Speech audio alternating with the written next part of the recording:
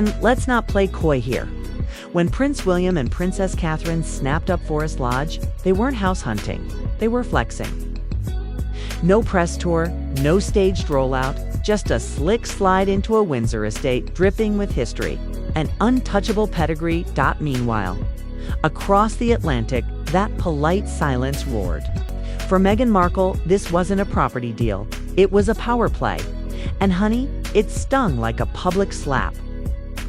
Sure, Montecito shines on Zillow endless lawns, sprawling mansion, golden sunshine. Yet in Meghan's head, that dream pad feels more like a velvet cage. 'Cause with all the Netflix checks, glossy covers, and relentless press junkets, one thing's still missing: legacy. That quiet, stone-carved permanence no brand can buy. Forest Lodge oozes it. Not hype, not hashtags, just royals doing what royals do, moving with quiet, lethal authority. And Meghan, she clocked it as a brutal loss.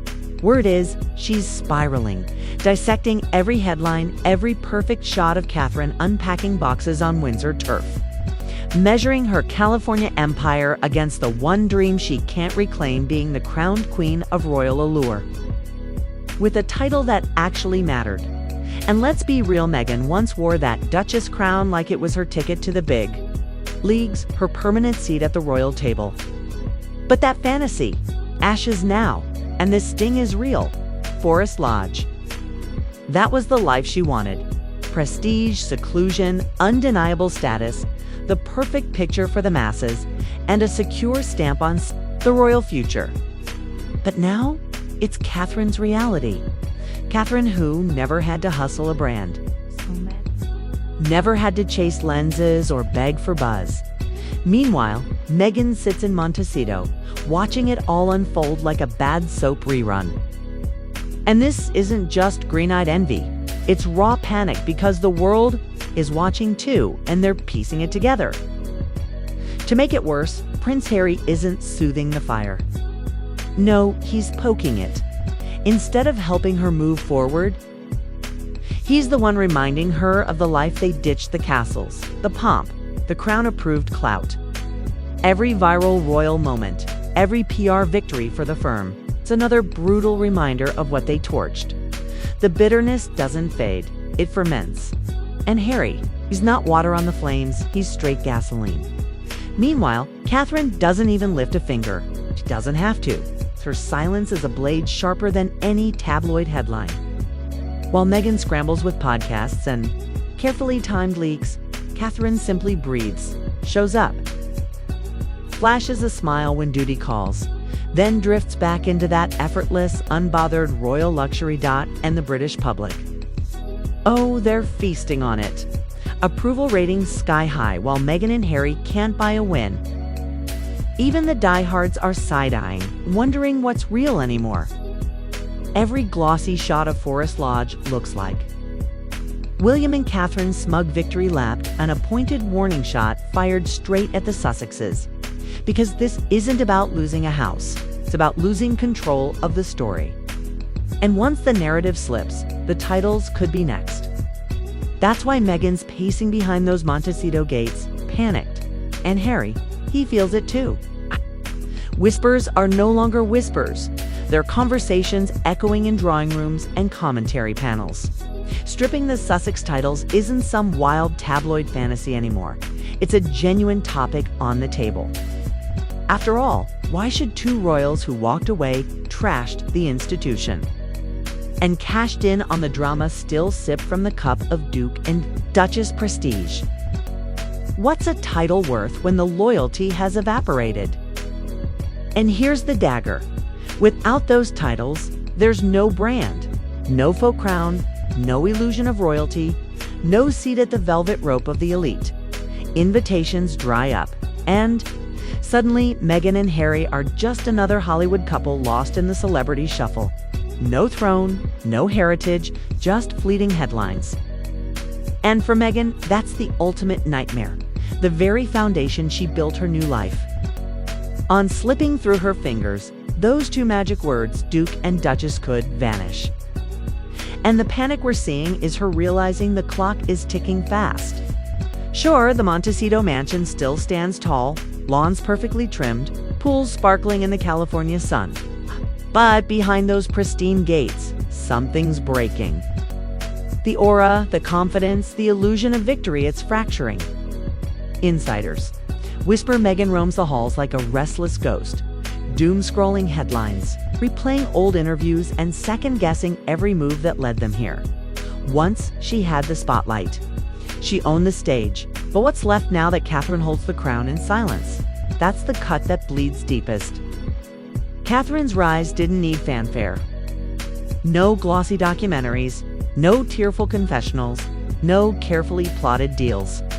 Just steady presence, quiet elegance, and a patience that aged like fine wine. Meghan ran a sprint. Catherine played the marathon. And in the eyes of Britain, much of the watching world when woman is the essence of duty.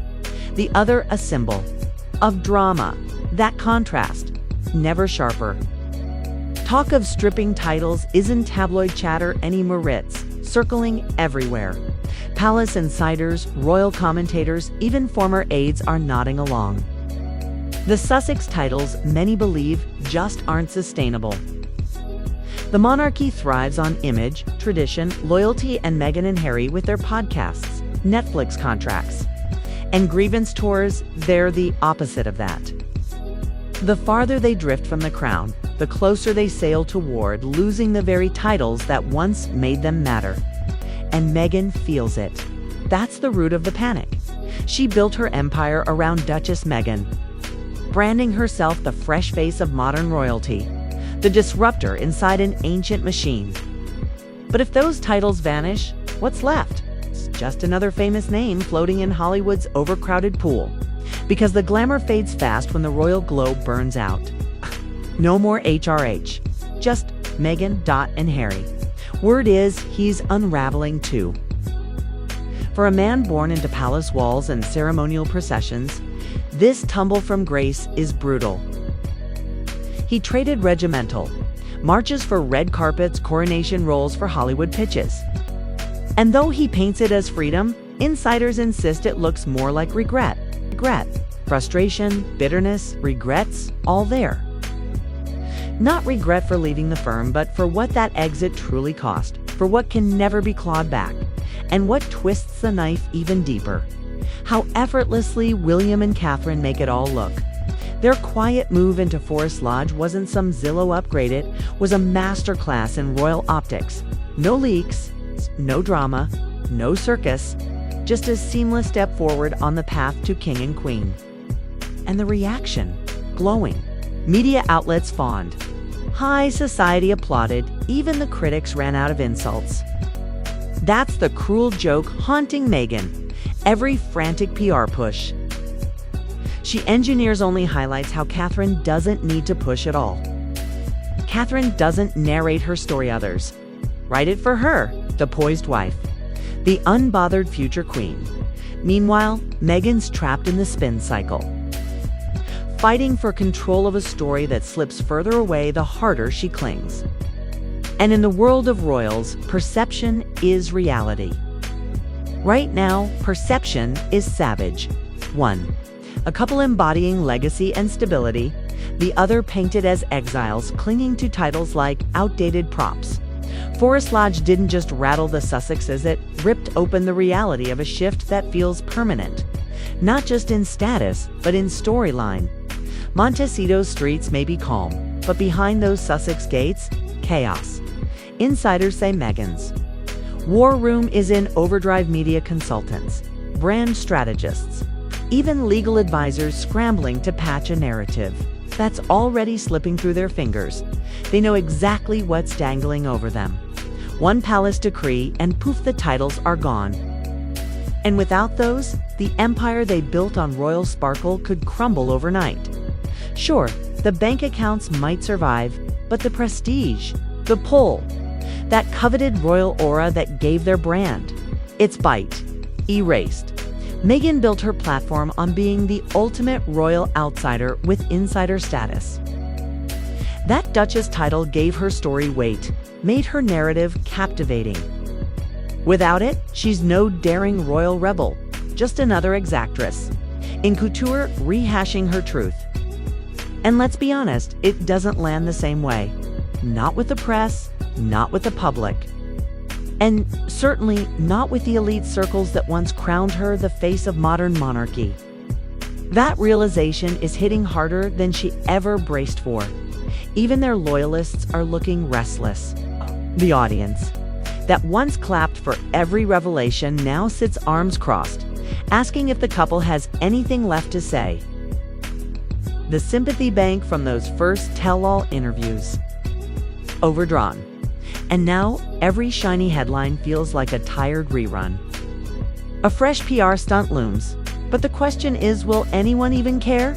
A new move, another deal, one more statement, but the script never changes. They left, and the crown never chased. Meanwhile, London plays its favorite card, silence. Deliberate, calculated silence. The palace doesn't need urgency. They've got time. Every polished appearance from Catherine, every measured gesture from William, every graceful royal duty chips away at the Sussex image. The contrast isn't subtle anymore, it's blinding. And in this game, the monarchy doesn't swing punches. They just wait for the opposition to punch themselves out. Donors and power players see it too. The same elite circles that once branded Meghan and Harry as the modern bet are quietly sliding away. Some have cut the cord already, others hover, waiting to see if the titles survive because no one gambles on a fading act. In the world of power, relevance is currency, and right now, the Sussex bank account is running on fumes. Inside the palace, whispers have hardened into real conversations. Stripping the titles isn't framed as revenge, but survival. The crown doesn't forgive, and it sure doesn't forget. For Harry, the threat cuts to the bone. He may not miss, bowing to royal protocol, but he misses purpose. Invictus, military duty, national service. That sense of belonging doesn't translate to Hollywood boardrooms or podcast pitches. If the titles go, it doesn't just lose a label, he loses the last tether to the only world he truly knew. For Meghan, the dread is different. It's image, control, legacy. She spent years trying to spin a news story. But the world isn't buying tickets anymore. Not when Catherine ascends without saying a word, while Meghan exhausts herself fighting for every headline. That imbalance, crushing. Forest Lodge wasn't supposed to ruin them, but it did worse. It revealed them. It showed the public what true composure looks like and how easily noise masquerades as power. And yes, Meghan and Harry still have fame. But in the court of public opinion, the monarchy already crowned its future and, spoiler alert, it doesn't include them.